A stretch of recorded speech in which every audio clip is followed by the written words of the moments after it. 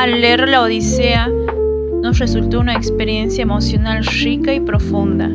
A lo largo del relato nos conectamos con las emociones de Ulises, su anhelo por regresar a su hogar, la lucha constante contra la adversidad y la esperanza que lo mantiene en pie. También se siente la tensión, la valentía y la inteligencia con la que enfrenta monstruos y dioses. La historia despierta empatía, admiración y a veces tristeza, pero siempre deja una sensación de asombro por la fuerza del espíritu humano ante lo desconocido. Los primeros relatos de considerable extensión conocidos por la humanidad fueron los poemas épicos o epopeyas. Se trataba de poemas orales y en verso que podían ser memorizados fácilmente. En estos, los poetas muchas veces son anónimos. Han cantado la gloria de héroes que representaban un pueblo y que estaban dispuestos a dar la vida por su comunidad. Estos héroes debían enfrentarse a su propio destino y a fuerzas superiores. El término épica que involucra estos poemas proviene del vocablo griego epos, que significa palabra. Según el académico Boura, las características de la épica son las siguientes. Tiene una poesía centrada en la figura de un héroe. El héroe muestra sus capacidades y cuestiona los límites de la experiencia. Hay poesía de acción. El héroe manifiesta sus virtudes no solo a través de la descripción y los elogios, sino mediante el relato de sus actos. El héroe busca el honor a través del riesgo de sus acciones. Contiene una narración objetiva y realista. Las acciones ocurren en ámbitos cotidianos para el público, como en pueblos, ríos y costas. Está escrita en verso. La versificación se organiza en tiradas de extensión variada. Se debe a la génesis oral de este tipo de poesía. Hay notables puntos de contacto entre el mundo épico de la Odisea y nuestra sociedad actual, a pesar de la distancia temporal y cultural. Estas condiciones residen principalmente en la naturaleza humana, que permanece relativamente constante a través del tiempo. Aunque en el contexto histórico y cultural sea diferente, los temas centrales de las epopeyas homéricas, como la ambición, la lealtad, la venganza, justicia y la importancia en torno a la familia, permanecen relevantes en la sociedad actual. Homero, el poeta épico de la antigua Grecia. Homero es uno de los poetas más influyentes de la literatura griega antigua. Aunque no se conocen muchos detalles sobre su vida, se cree que vivió en el siglo VIII a.C. Obras y legado. Este autor es el pionero de dos de las obras más importantes de la literatura griega antigua, la Ilíada y la Odisea. Estas epopeyas narran la hazaña de los héroes griegos durante la guerra de Troya y las aventuras de Odiseo en su regreso a casa. ¿Cómo es el mundo de Homero? El mundo de Homero es un mundo donde los dioses juegan un papel activo en la vida de los humanos. Las creencias religiosas eran fundamentales y se basaban en un panteón complejo de dioses y diosas con diferentes roles y atributos. Los dioses intervenían en los asuntos humanos, influyendo en sus destinos y acciones, y era objeto de culto y ofrendas. La sociedad homérica era jerárquica, con una aristocracia guerrera dominante, seguida por campesinos y esclavos. La familia y el clan tenían gran importancia, y el honor y la gloria eran valores muy importantes. La guerra era una actividad común, y los héroes eran figuras admiradas por su valor y habilidad en el combate. La historia comienza con la diosa Atenea pidiendo a Zeus que permita a Odiseo regresar a su Ítaca después de 10 años de guerra en Troya. Mientras tanto, Odiseo está retenido en la isla de Calipso.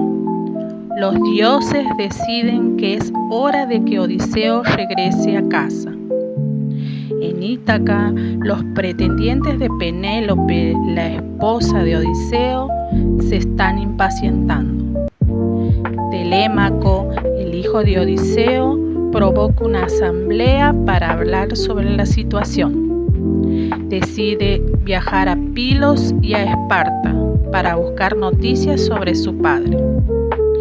Telémaco llega a Pilos y se encuentra con el rey Néstor, quien le habla sobre la guerra de Troya y le aconseja que visite a Menelao en Esparta. Telémaco llega a Esparta y se encuentra con Menelao y Helena.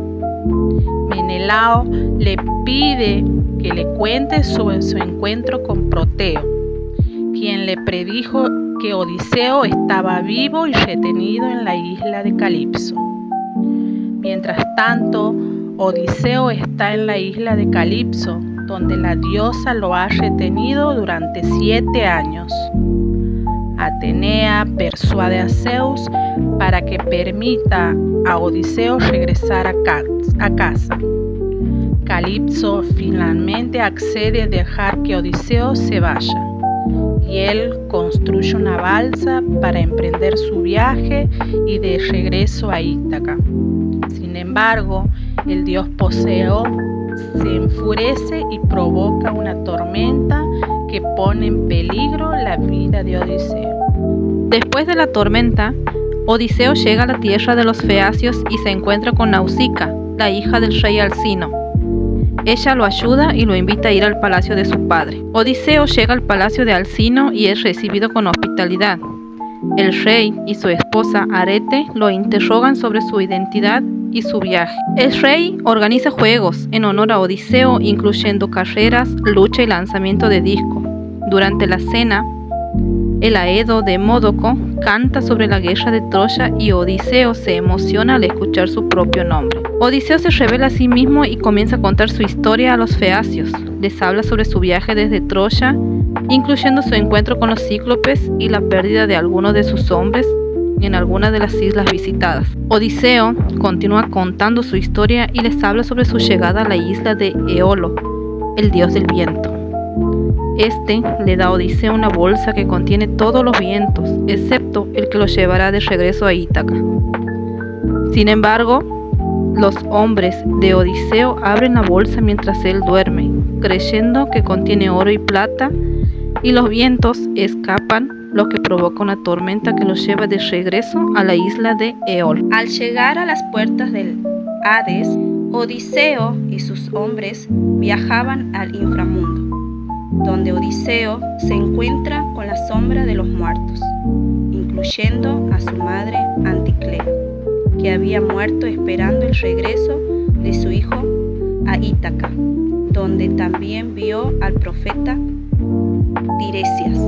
Tiresias le profetiza a Odiseo que regresará a Ítaca, pero enfrentará desafíos. Odiseo regresó a Ea. Circe le dice cómo debía manejar los problemas que se le va a presentar en la isla de las sirenas. Odiseo y sus hombres navegan cerca de la isla de las sirenas, donde Odiseo se hace atar al mástil para escuchar su canto sin sucumbir a su llamada. Luego enfrentan el peligro de Escila, un monstruo marino que devora a algunos de sus hombres. Odisea llega a Ítaca y es llevado a la costa por los feacios mientras duerme. Al despertar, no reconoce su tierra natal debido a la intervención de Atenea. Atenea se le aparece y le explica la situación en Ítaca.